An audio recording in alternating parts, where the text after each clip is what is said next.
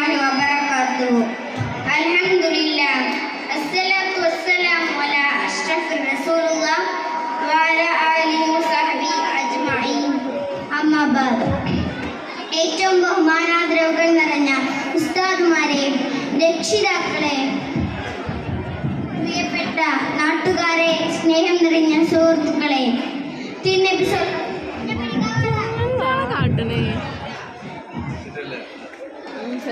സല്ലല്ലാഹു അലൈഹി വസല്ലം തങ്ങളുടെ ജന്മം കൊണ്ട് അനുഗ്രഹീതവും മാതരവുമാക്കപ്പെട്ട ഈ സുദിനത്തിൽ നിങ്ങൾക്ക് മുമ്പിൽ രണ്ടു വാക്ക് സംസാരിക്കാൻ എനിക്ക് വിധിയെഴുതിയ സർവശക്തനെ ഞാൻ ആദ്യമായി സ്തുതിക്കട്ടെ. അൽഹംദുലില്ലാഹ്. ഈ പുണ്യമാക്കപ്പെട്ട ദിനത്തിൽ എത്ര തന്നെ പറഞ്ഞാലും മതിവരാത്ത മുത്ത് റസൂൽ സല്ലല്ലാഹു അലൈഹി വസല്ലം തങ്ങളുടെ മധുകളിൽ നിന്നും ചില കാര്യങ്ങൾ പറയാൻ ഞാൻ ആഗ്രഹിക്കുകയാണ്. നാഥൻ തൗഫീഖ് നൽകുമാറാകട്ടെ. ആമീൻ.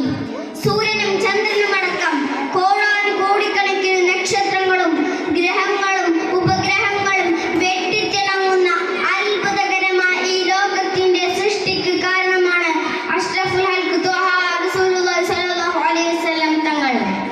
ആ മുത്ത് റസൂലിനെ സ്നേഹിക്കാതെയും പാതകൾ പിൻപറ്റാതെയും എങ്ങനെയാണ് നമുക്ക് മുമ്പോട്ട് ജീവിക്കാൻ സാധിക്കുക?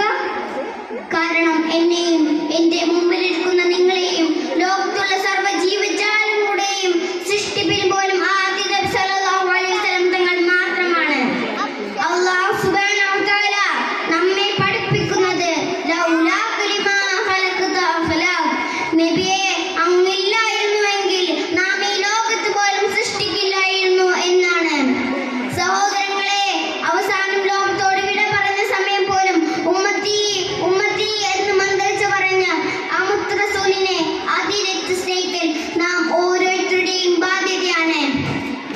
മഹ്ശറ സഭയിൽ കത്തിജ്വലിക്കുന്ന സൂര്യന് മുന്നിൽ വിയർപ്പിൽ മുങ്ങിക്കളിക്കുന്ന മനുഷ്യൻ ആദം നബി മുതൽ സർവ്വ നബിമാരുടെയും സന്നിധിയിൽ ചെന്നുകൊണ്ട് രക്ഷ ആവശ്യപ്പെടുമ്പോഴും അവർക്കെല്ലാവർക്കും രക്ഷകനായി എത്തുന്നത് ആദ്യ നബി സല്ലല്ലാഹു അലൈഹി വസല്ലം തങ്ങൾ മാത്രമാണെന്ന് സത്യം നമ്മെ കൂടുതൽ ആവേശഭരിതരാക്കുന്നു. സഹോദരങ്ങളെ, അറേബ്യയുടെ മണൽ പരപ്പിൽ കത്തുന്ന സൂര്യന് മുന്നിലും ഖുറൈശികൾക്ക് ഭീഷണികൾക്ക് മധ്യേ അല്ലാഹുവിന് സർവ്വം സമർപ്പിച്ച ആദ്യ നബിയോളം സ്നേഹിക്കാൻ അർഹനായ ആരാണ് ഈ ലോകത്തുള്ളത്? തിരുനബിയോട് സഹാബിമാർക്കുണ്ടായിരുന്ന സ്നേഹത്തിന് അതിരില്ലായിരുന്നു. നബി സല്ലല്ലാഹു അലൈഹി വസല്ലം തങ്ങൾ എന്ത് പറഞ്ഞാലും രണ്ടാമതൊന്നും ആലോചിക്കാതെ പ്രവർത്തിക്കലായിരുന്നു അവരുടെ ശൈലി. നബിയോടുള്ള സ്നേഹത്തിന് മുന്നിൽ ശരീരം കഷ്ണം കഷ്ണമായി മുറിക്കപ്പെട്ടാലും അവർക്ക് പ്രശ്നമില്ലായിരുന്നു. ബദർ യുദ്ധം നടക്കുന്ന സമയത്ത് തിരുനബിയോട് അൻസാരികളുടെ നേതാവായ സഅദ് റളിയല്ലാഹു അൻഹു പറഞ്ഞ വാക്കുകൾ ചരിത്രത്തിന്റെ തങ്കരുകളാൽ ഉല്ലേഖനം ചെയ്യപ്പെട്ടിട്ടുണ്ട്. അദ്ദേഹം പറഞ്ഞത്, തിരുദൂതരെ, ആർത്തുലക്കുന്ന കടലിലേക്കാണ് ഞങ്ങളോട് ചാടാൻ അങ്ങ് ആജ്ഞാപിക്കുന്നതെങ്കിൽ പോലും അതനുസരിക്കാൻ ഞങ്ങൾ തയ്യാറാണെന്നായിരുന്നു. അത്രമേൽ തിരുനബിയോടുള്ള സ്നേഹം കൊണ്ട് ജീവിതം ധന്യമാക്കിയവരായിരുന്നു പ്രിയമുള്ളവരെ സഹാബാക്കൾ. ലോകഗുരു മുഹമ്മദ്